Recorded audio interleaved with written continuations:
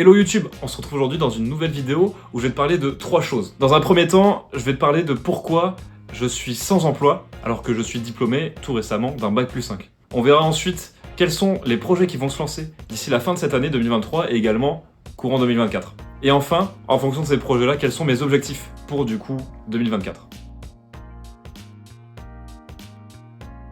Ok, alors dans cette première partie, si vous ne me connaissez pas, je me présente rapidement. Moi, c'est Quentin, j'ai 24 ans maintenant, et je suis tout juste sorti d'école de commerce. J'ai fait un parcours avec autre chose d'abord, mais du coup, là, je suis arrivé au bout de mes études, si mes parents m'entendaient, et du coup, j'ai un Bac+5.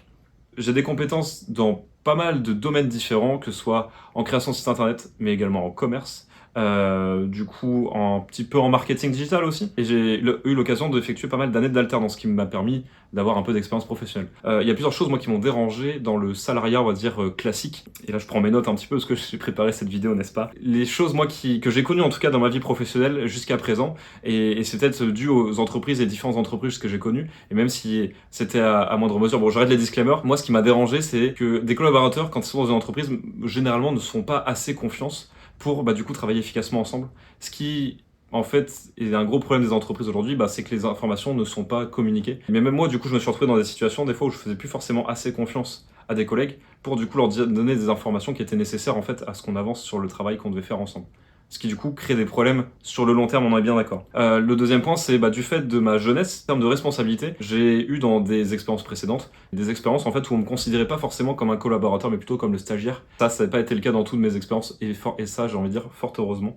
Mais c'est quelque chose aussi qu'on retrouve chez, on va dire, des amis qui du coup sont juniors dans certains métiers. Il faut des années et des années pour qu'on soit crédible dans le métier qu'on fait. Moi, je suis pas de cet avis-là, surtout dans les métiers que je fais, où je pense au contraire que si t'es à jour, en fait, et si t'as la compétence, t'es aussi bon que quelqu'un qui fait ce métier-là depuis 10-15 ans. C'est un avis très personnel, évidemment, il n'engage que moi. Mais en fait, le plus gros problème, moi, qui me bloque dans le salariat aujourd'hui, c'est que quand on a un métier, on a une fiche de poste avec des missions qui sont en général très rigides. Et moi, je suis quelqu'un qui aime plutôt la polyvalence, et vous avez un petit peu vu quand j'ai présenté mes domaines de compétences. Je suis quelqu'un qui aime bien un peu toucher à tout et du coup faire des choses assez variées, qui n'aime pas avoir une journée type. Et ça, c'est quelque chose qui me dérangeait fortement dans mes différentes expériences. C'est que mine de rien, on est cantonné un petit peu à tout le temps faire la même chose. Et ça, c'est moi quelque chose dans lequel je m'épanouis pas en fait au long terme. Ce qui nous amène à qu'est-ce que j'ai envie de faire de ma vie? C'est ça un peu la question à laquelle je vais répondre dans cette vidéo. En fait, très concrètement, moi j'ai envie de gagner ma vie de manière indépendante, et que ce soit en proposant des services sur Internet, en vendant également des produits sur Internet, ou également en faisant d'autres activités qui me font kiffer. Donc si vraiment je parle des projets très concrets desquels je peux vous parler pour l'instant, le premier sujet et ma première source de revenus effectif depuis là le troisième trimestre 2023, c'est le fait que je suis arbitre officiel d'un sport qui s'appelle le basketball. C'est cette activité-là aujourd'hui qui est mon activité la plus rémunératrice. Même si en réalité, pour ceux qui me connaissent, je me suis blessé à la cheville, donc du coup j'ai été absent des terrains pendant quasiment un demi-mois, ce qui est un petit peu problématique quand c'est ça votre unique salaire. Bon bref, ça je vous ferai peut-être des vidéos plus approfondies sur cette thématique-là. Il y a plein de choses à savoir, pas forcément par les baskets, mais en tout cas, qu'est-ce que ça implique déjà d'être arbitre. La deuxième chose, on va dire, qui pour l'instant ne me permet pas de me rémunérer, mais qui à terme, je l'espère en tout cas, me permettra de dégager un revenu, c'est la vente de produits et de services en ligne. Aujourd'hui, je suis au tout début de ce projet-là, dans lequel je commercialise et je commence à commercialiser des illustrations, en fait des photos. Le troisième projet aujourd'hui qui n'est pas du tout rémunérateur, mais qui, on va dire, un projet, on va dire, plus sur le long terme, c'est tout le volet influence dans lequel on peut mettre Q&A aussi. Donc là, cette vidéo-là, quelque part, en fait partie. L'idée, en fait, c'est d'avoir un petit journal de bord de tout ce que je fais en termes d'entrepreneuriat finalement sur Internet, Ophélie également. Donc c'est pour ça qu'on a lancé Q&A à la base, c'est vraiment pour avoir un peu notre journal intime qu'on partage finalement en public, donc ce qui est un peu bizarre. Aujourd'hui, Q&A, c'est du pur kiff, c'est-à-dire on dépense du temps à créer en fait une communauté. Mais en fait, il y a une stratégie un peu plus développée derrière, c'est si on crée une communauté de gens qui adhèrent à nos valeurs, en fait, à ces gens-là, on pourra leur proposer des services, pourquoi pas payants, dans un futur, on va dire, moyen ou long terme. Il y a aussi une volonté, on va dire, de commencer à monétiser tout ce qui va être sur Twitch. Donc Twitch, si vous ne nous suivez pas encore, je vais mettre le lien de la chaîne quelque part dans la vidéo. Et n'hésitez pas à aller nous suivre, on est en live quand même plusieurs fois par semaine. On fait plutôt du jeu vidéo, mais à terme on fera aussi, je pense, en tout cas on essaiera de développer des émissions plutôt orientées entrepreneuriat sur les différents projets voilà, qu'on va être amené à lancer.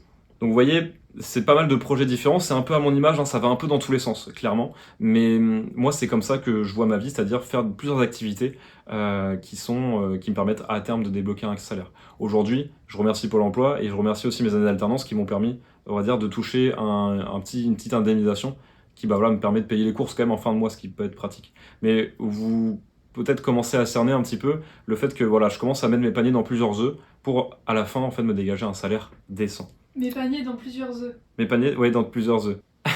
C'est mignon. Mes paniers dans plusieurs œufs. J'ai dit ça, ouais. Oui, C'est pas mal. Elle est belle. Ce qui nous amène à quels sont mes objectifs concrètement pour cette fin d'année 2023 et également pour l'année qui suit, donc l'année 2024. Un de mes plus gros défauts, et je le sais, c'est qui m'a été reproché dans plusieurs de mes expériences passées, ça a été mon manque à la fois de rigueur et surtout du coup de régularité. Ça va être un objectif déjà pour cette fin d'année 2023, c'est de se stabiliser sur déjà le nombre de projets qui vont se lancer. Faut pas non plus s'éparpiller trop parce que sinon en fait on n'a plus assez de temps pour tout faire.